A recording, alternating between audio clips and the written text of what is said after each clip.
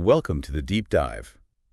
Today we're looking at, well, a really incredible story. Almost hard to believe. Imagine Jeff Bezos, way back, telling an early investor, a guy named Dave. He says, Dave, invest in my company. Okay? I'm starting a bookstore in my garage. Right, the classic startup story. But then he says, if you invest, someday I'm going to be the richest man in the world. I'll do over $100 billion. Wow, just like that. Yeah. And this is at a time when, $100 billion, I mean, countries didn't have that kind of debt, right? Yeah. It was just an astronomical figure. Completely off the charts for the time. It really sets the scene for a certain kind of mindset. It really does. So that's our jumping off point. We've got these insights from a YouTube video transcript. It's called I Got Rich When I Understood This, Jeff Bezos from Business Motiversity. Okay. And our mission really is to unpack the thinking, the big decisions that got him there. It's not just business stuff either. It's about, well, the choices that make a life fulfilling. Choices versus gifts, that theme comes up strongly. Yeah. Exactly. Passion, perseverance, and why what you choose matters so much more than the talents you're just, given. It's a powerful idea to explore. Okay, so let's start at a kind of crossroads for Bezos. Before Amazon, he's got this good job, right?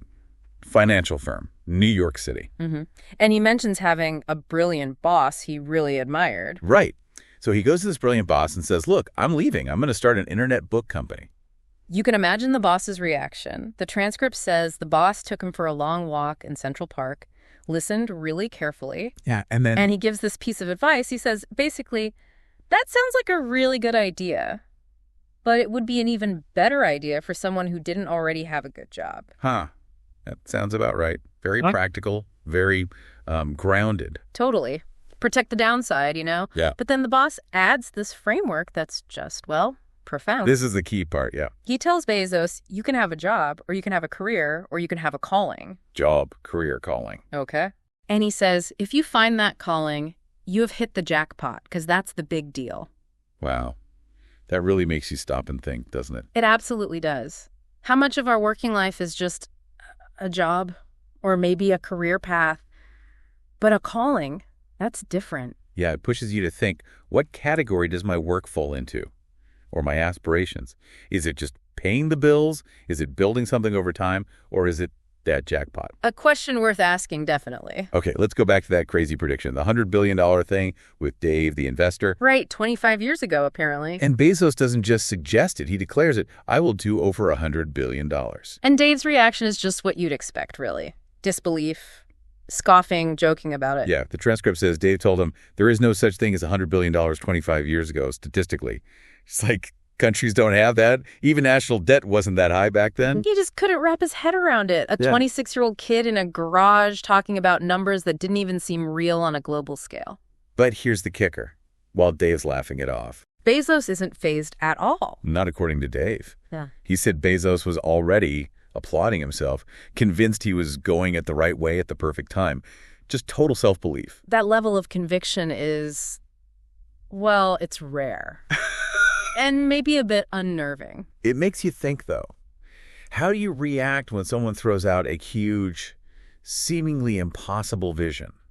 Does your inner skeptic immediately kick in? Or does it maybe make you reconsider your own big ideas? Maybe they're not so impossible after all. Good question.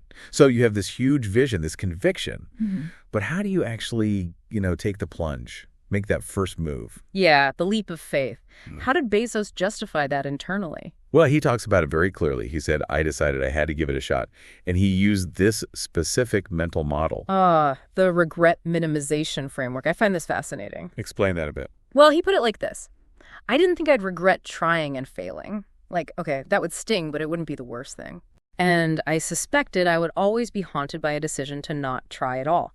So he projected himself forward to being 80 years old, looking back. And asking which regret would be bigger, failing or never even trying. Exactly. And for him, the answer was clear. Not trying would be the thing that haunted him. So he took the less safe path to follow my passion. Passion. That word comes up a lot with him. He explicitly advises, do something you're very passionate about. And crucially, don't try to chase what is kind of the hot passion of the day. Find your own thing. Which makes sense when you hear about his childhood. He wasn't just bookish, he was a garage inventor, Yeah. tinkering all the time. Like what?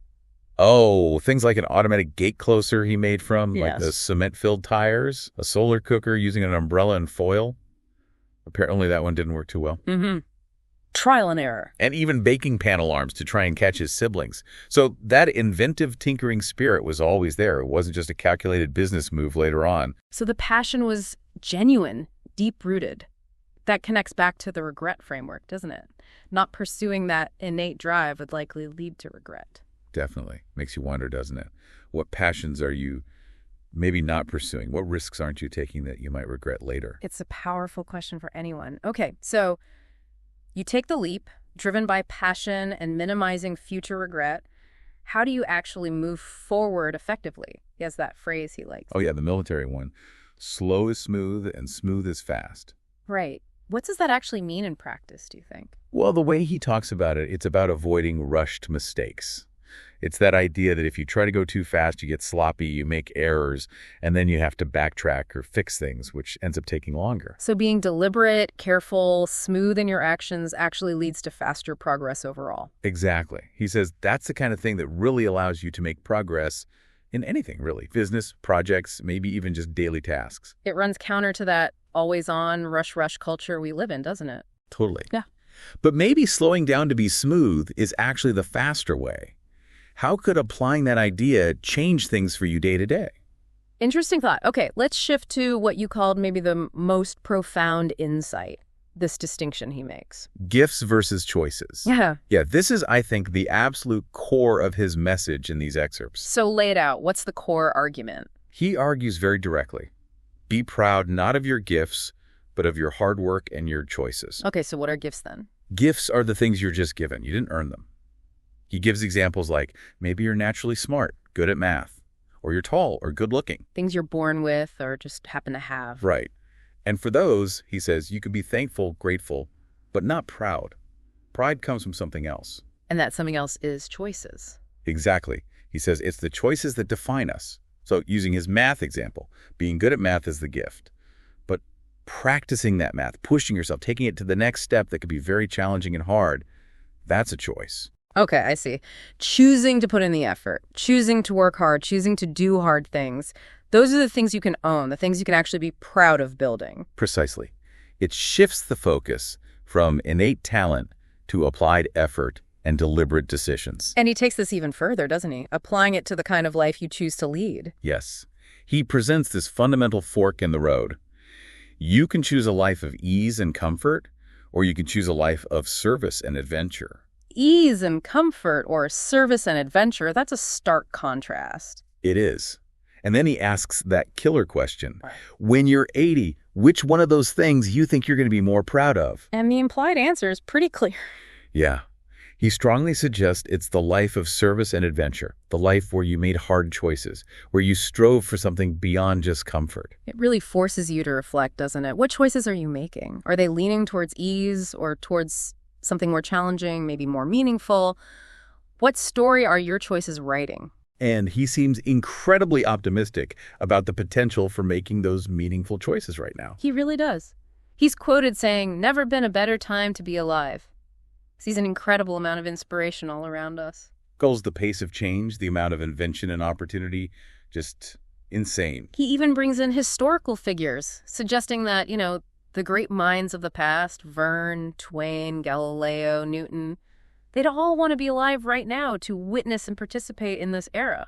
It's a very positive outlook. He sees civilization and individuals within it as having many gifts. So we have this potential, this foundation. Right. We have the gifts individually and collectively. The question is, what do we do with them? What choices do we make? And this links back to another point he makes about empowerment. It's not just about your gifts and choices. He talks about the importance of providing tools and services that empower other people to deploy their creativity, helping others use their gifts and make their choices. So it's about enabling others, creating platforms for their adventures and service too, kind of multiplying the potential. Exactly. It becomes a broader mission. So as we kind of pull these threads together, Bezos leaves us with this whole barrage of questions. They're really direct challenges, framing it all as personal choices for you listening. Yeah, they really crystallize the whole gifts versus choices idea. He starts simply, how will you use your gifts? And then immediately follows, what choices will you make? Puts them side by side. Then he contrasts inertia versus passion. Will inertia be your guide, or will you follow your passions? Will you follow dogma? Or will you be original? Are you just following the script or writing your own? And back to that big life choice. Will you choose a life of ease or a life of service and adventure? How about handling challenges? Will you wilt under criticism or will you follow your convictions? He gets quite personal, too, asking about integrity. Will you bluff it out when you're wrong, or will you apologize? And relationships.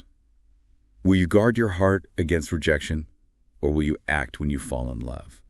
Risk versus safety again. Then there's that great word. Will you play it safe, or will you be a little bit swashbuckling when it's tough? Like that swashbuckling. And then resilience. Will you give up or will you be relentless? Your fundamental outlook. Will you be a cynic, or will you be a builder? Are you tearing down or creating? And maybe the most fundamental choice of character. Will you be clever at the expense of others or will you be kind? Wow. That's quite a list to ponder. It really is. But if you boil it all down, the main takeaway from this deep dive seems crystal clear. Which is? That genuine pride, the stuff that lasts when you're looking back at 80, it doesn't come from the gifts you were handed. Yeah. It comes from the choices you made, especially the hard ones. The effort, the striving, the decisions you took ownership of. Exactly. So maybe the final thought for you today is, what does being a little bit swashbuckling look like in your life right now? Not necessarily, sailing the high seas, but in the small, everyday choices. Choosing to be bold, maybe. To serve someone. To build something instead of criticizing.